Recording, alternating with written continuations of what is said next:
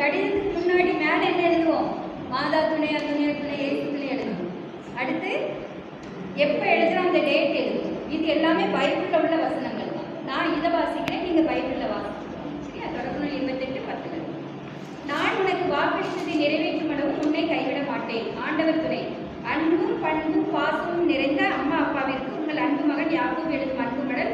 இங்கு நான் வச்ச மாமா லாபான் அவர்களும் அவர்களது வீட்டில் அனைவரும் நலம், உங்கள் நலமும் அம்மாவின் நலமும் அறிய ஆவல். நான் கடவுளின் துணையோடு மாமா லாபான் அவர்களின் வீடு வந்து சேர்ந்து நலமாய் உள்ளேன். மாமாவின் வீட்டிற்கு வரும் வழியில் ஆண்டவர் என்னை சந்தித்ததை பற்றி இம்மடலில் தெரிவிக்க விரும்புகிறேன்.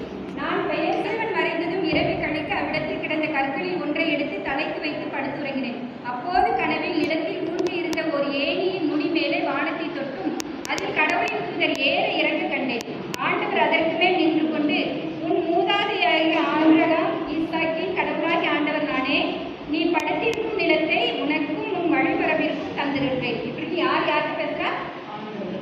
கடவுள் யாக்கோபிட்ட பேசுறார்.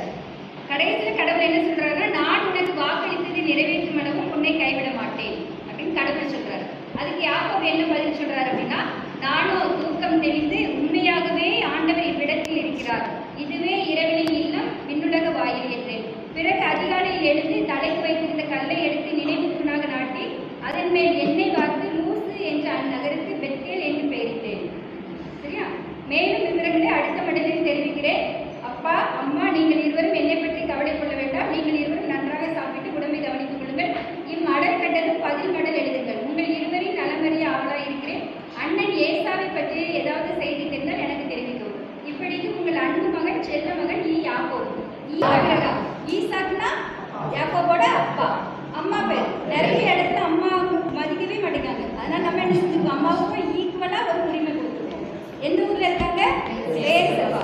போஸ்ட்டு பெயர்சவா. பின்கோடு 1, இங்கே 2. சரியா?